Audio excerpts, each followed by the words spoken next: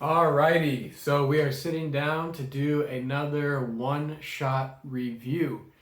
Today, the movie that we are reviewing is Onyx the Fortuitous and the Talisman of Souls. I was able to actually see this movie in theaters via a Fathom event that's taking place only today. I saw it at the Regal again. Regal's shaping up to be a pretty good place to go see a movie. I am a little bit sick right now, so I'm going to try my best to do this video, but I'm having trouble with like the runny nose and the sniffling and all that kind of crap. So any of that in this video, my bad, but I'm trying my best. I hit the Flonase, we'll see what happens. So anyway, what is Onyx the Fortuitous and the Talisman of Souls? So this is a movie that was created by, I believe his name is Andrew Bowser. I've only recently figured out that all of these videos are actually sketch comedy, but basically you guys know the meme. There's actually a couple of videos with this guy, but do you remember the Satanist meme that's like, "Notice me, senpai, notice me," and the guy that's like, I don't know, and like goes on these long rants in cable, like local access news things. Apparently those are skits. I mean, like, I literally got duped by it. I think once you watch them all in succession, you realize that they're a little bit fake, but regardless, he plays that character, and this movie essentially is built off the back of those short sketch comedy videos, building him enough following that he was able to fundraise the money to give Onyx, the character, his own full feature film. And this movie is about Onyx as he goes on an adventure with other people. Basically, there's a contest to his favorite Satanist like icon, like the Andrew Tate of Satanism, the Michael Phelps of Satanism, the whatever, the guy that's selling all these DVDs and all this other crap. He's got a workout VHS, all that stuff. For his 5 biggest fans, they're going to hopefully win this giveaway and get invited to his mansion to perform a satanic ritual with him in person. So the beginning of the film kind of starts out with Onyx's life and him not liking his life and it sucking, but he still makes this cool video and sends it into the contest to try to figure out if he can win. And right at the point where he essentially is like, man, I'm so sick of my life right now, he gets the notification that he has won the contest and he's invited to go do the ritual, which then sets in motion the events of the movie where he and 4 other individuals who have also won this contest are going through these rituals with the guy to eventually have this final ritual where they're supposed to gain immortality. But in reality, there is some sort of a subplot afoot, or some secrecy afoot rather, and the guy himself and his delegate, I think is what they called him, or her, what they called her, they are up to no good. And so then, it becomes a story about our characters sort of resisting the bad guy and saving the day in the end ultimately, but it is alongside all sorts of funny comedic moments that sort of match the vibe of what the Onyx the Fortuitous character would be into, and like that whole sort of, I don't want to say subculture because I feel like he's into multiple things, but just the idea of that character, and like there's a lot of jokes that play off of his identity, right? One of which is being like, there's this scene that's pretty funny where they're each getting like their spiritual, like I don't want to say like avatar, but basically they put their blood on this book and it tells them like what their soul is. And one guy is like a werewolf. This girl who came to marry the dude is the queen. This lady who like seems kind of messed up in the head is like a Viking. This other lady's a witch, but then his is the virgin. And this like just little funny stuff like that where they're almost poking fun at the character but also the situation itself a lot. And they do some really funny like asides into different things. Like there's a whole sequence where he's having like a dream after he drank a bunch of absinthe, and he's like, I don't know, having this fantasy with the delegate, and it's just very funny. So with that being said, I don't really want to spoil the movie. I feel like I could tell you guys the whole plot as I just watched it, but I would rather everybody go see it because I thought it was pretty good. Not that you can see it in theaters, but wherever it'll eventually be available. I think that, if I think about things I think were good about the movie, I think that for one thing, it was pretty funny. It was absolutely pretty funny. And some of the jokes came out of nowhere. Like, there's this whole bit around Gadget Hack Wrench from Chip and Dale's Rescue Adventures, which was absolutely uncalled for, but pretty funny. And just like that was funny in and of itself, just because I used to watch that on like Toon Disney or whatever the hell it was on. Because I know I'm a little bit too old to have caught that cartoon, but I ended up watching it at my grandparents a lot.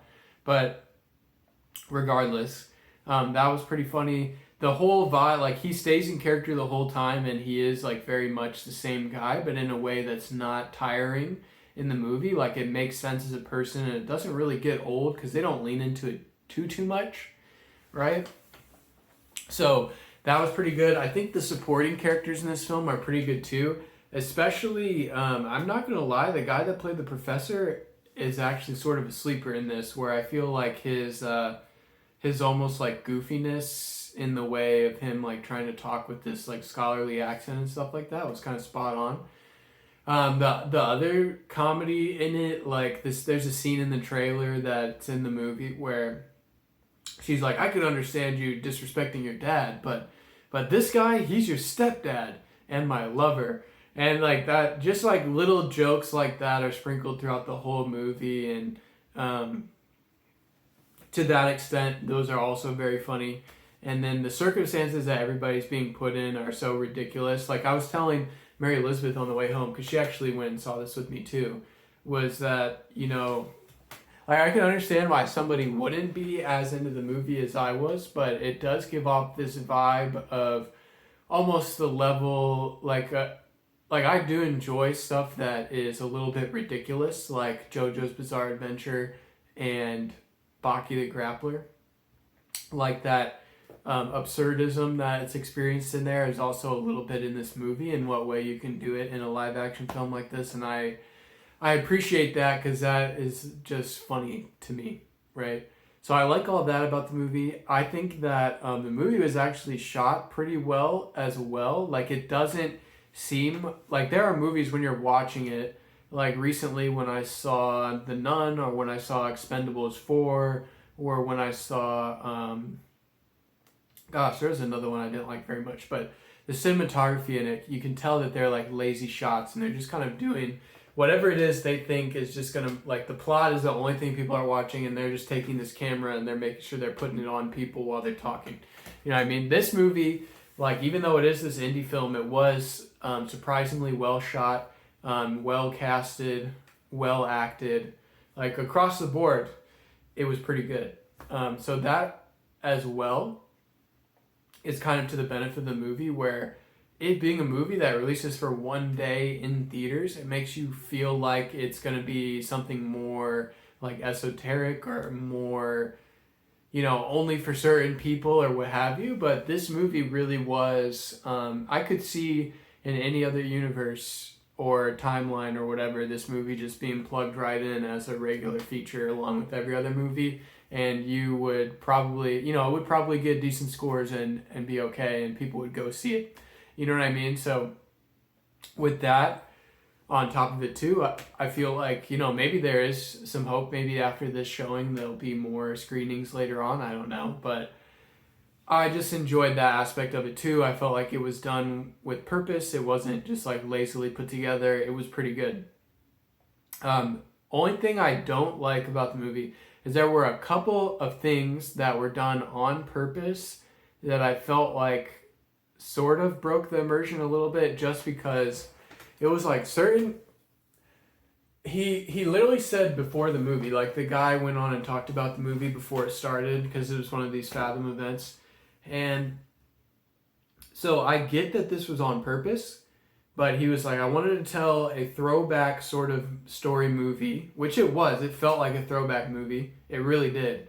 Oh man, before I even get onto this, another thing that I like is that people are turned into ghouls in this movie, and they make the ghouls look super goofy and like stereotypical cartoon ghoul like, but in real life. And that was just like perfect, you know? So I really enjoyed that. But the part I was going to say I didn't like that broke the immersion was that, you know, the whole time, like, everybody's working on like early thousands into 2010s type computers and stuff like that, for like him sending in his submission, him at work with his boss playing solitaire, them watching TV in the living room, the guy's house. I mean, after the immersion's broken, his TV is old school as well. But then when they were being driven to the mansion where all this was going to take place, they were driven there in brand new Lincoln Navigators, right? So just that was a little bit of like immersion breaking, where it's like you're seeing all this old tech and they're trying to build that aesthetic, but then they're using new stuff at the same time. And I guess I'm just supposed to assume that they didn't really have access. Like, the reason why he was using old tech was because he didn't have any money to buy any new stuff, and he's just been carrying on with what he's got, which is commendable. But you know, it's just like, okay, I don't think that he would have stuff this old, even if he was, but regardless. I think, you know, there's not really much else I need to say about the movie. I think that if you guys go and see it, you'll enjoy it. I think if you have the opportunity to see it in theaters and you'd be interested to see something goofy like this, you should see it in theaters. It was a fun time. But if you're only like, you know, have like cursory interest in this, or only a little bit, wondering about how the film turned out and stuff like that, I would say this is something you can definitely watch at home, and you're not going to miss out on any of the fun, really.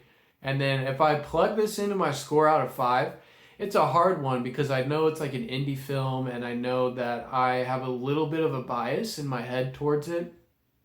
But I do truly think that, if anything, it was just as good as Disney's Haunted Mansion this year, if not like slightly better, just because of the extra layer of all the other stuff that's happening in the movie, and the goofiness of it, and the Satanism and all that kind of crap. So with that being said, I think even though I know I'll probably look back on this and think that I gave it too good of a score, I really do think that the movie is like a high 3 to a low 4, leaning to the light 4. And yeah, I mean, I just had a really fun time. I think anybody that sees this movie is going to have a fun time. And that's why I kind of feel that way, you know? So without me basically trying to take another 5 minutes to justify why I gave it a light 4, I'm just going to say, you know, that's the review. I hope you guys all get the chance to see the movie too. I really thought it was pretty funny and a little bit goofy and absurd. And yeah, that's the review. Like, comment, subscribe if you feel like it. And then let me know in the comments below if there's another movie like this that's more of an indie film but goofy that you think I should see, or if you actually got the chance to see this movie as well and you completely disagree with me in any way, then feel free to let me know in the comments below. But that was the one-shot review of Onyx the Fortuitous and the Talisman of Souls, and I will catch you guys on the next video.